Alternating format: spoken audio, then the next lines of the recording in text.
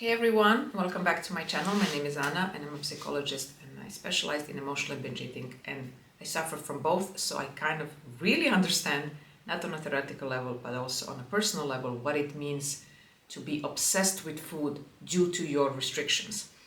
Just like anyone else, I used to restrict a lot on the portions, on the types of foods I was eating, the times that I was eating, and that led to more binging later on because no diet like that is actually sustainable. So in my view, there are three elements that are extremely important when you're trying to heal your relationship with food. One is enoughness. What does enoughness mean? Enoughness means that on a physical and mental restrictions cannot exist if you want to heal your relationship with food. So forget about weight loss, because weight loss is about cutting calories, cutting food groups. You cannot eat this, you cannot eat that. That we forget.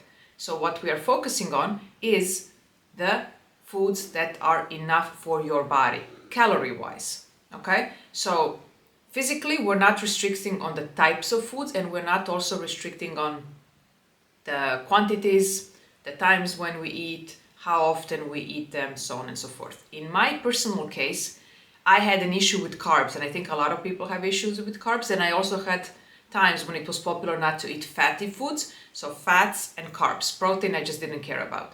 So protein was something that was a staple, but then fats I tried to eat like everything low fat, and with carbs it was kind of obvious. No sweets, no sugary stuff, no pastry, no pastas, like anything that was in the carbs category was out of limits for me. But the problem is these are the foods that I was usually binging on. So not only I didn't eat them, but also the quantities that I allowed myself to eat were so small that it's no wonder that I was constantly obsessing over these foods. Like I just couldn't stop, eating them. So the first step is enoughness in terms of calories. Like I don't want to restrict myself because the restriction led to a lot of binging later on. Number two, consistency. And this is where intermittent fasting comes to play. So I was able to fast. And I would say if fasting comes on some days natural to you, like you wake up and you're not that hungry, it's fine. But if the hunger comes and you're like, no, it's not the time to eat yet, that's where the problem happens for the future meals. Because you might be really ravenous and you will eat way more than you intended, and then you will see that you have eaten way more, and then most probably you will just throw in the towel and it will be a binge day because the meal you had planned was not the meal you have eaten. So for me, in the healing phase, I had to kind of assess when is my breakfast, lunch and dinner, and if I'm going to have a snack. I was before that so chaotic with my eating, I didn't even know when I was eating or what I was eating. I was snacking a lot and I was just like all over the place. And so my body was all over the place. It didn't know when food is coming or not coming. Are we feasting today or are we having a juice cleanse or a water fast? It was just a mess. So consistency in terms of eating, structured eating, was very important in my recovery. And I would say that the meals that helped me rebuild my relationship with food were meals that were high in protein. What I mean by that is, eggs and fish and some meat. I'm not a huge lover of meat, but I eat it. But also like plant-based protein. I was just umping myself on every meal with protein because it kept me satiated, kept me full. And that was the feeling that I was longing for, that when I finish my meal, I don't obsess over when is the next meal, because that's exactly how I lived on diets. Like you eat nothing and then you're looking forward to your snack in 2 hours. So whether it's eggs with vegetables or some fruit on the side, whether it's some fish with vegetables, whether it's chicken salad, whatever it is.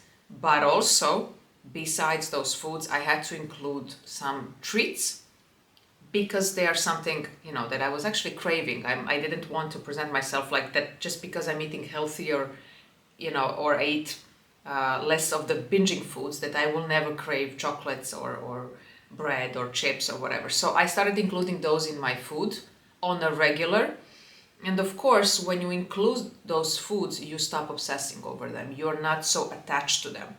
And that was my case as well. So 3 meals or 3 meals and a snack, eating a variety of foods and always including the foods that I want to eat, so that I would kind of ditch the stigma that those foods are unhealthy or that they will make me gain weight, and just like to be a little bit more comfortable around them. Granted, I know what you will ask, did I gain weight? Yes, but here's the thing, and I'm gonna be so transparent here. I was always kind of fluctuating between 59, 60 and 64, 5 kilos, right? And during those dieting days and those dieting binging days, I'm not talking about when I used to weigh way more, but I was always trying to go from the 64, 65 to 59. That's, for me, means massive restrictions. Like that means for my body, not eating anything I enjoy. Like that is literally like boiled chicken breast and boiled vegetables and no sweets and no alcohol and no bread and no, like nothing. And being in a very, very strict caloric deficit. So I was able to go there, but then I would go back up because I was just, binging on the other foods. And so it was important to understand that weight gain happened gradually, but it did happen. And this is where my weight is now, and where I can eat a variety of foods and not really be that concerned, like, with the types of food that I'm eating. So besides not restricting mentally and physically, besides the consistency in the meals, the third part, and I say this with a lot of empathy because I didn't allow myself to have any joy and pleasure in food. I think that satisfaction is so important, because if you're eating enough calories, but those calories don't provide satisfaction, you will always search for food elsewhere. Like, this is such a typical, almost like diet mentality. Like, we are allowed to eat, different types of protein and veggies and fruits and whole wheat pasta and but we are not allowed to have some fun foods.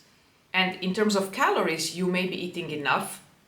So there is a satiety because you have eaten enough, but you finish your meal and you feel like something is missing. And this something is that meal didn't hit the satisfaction spot.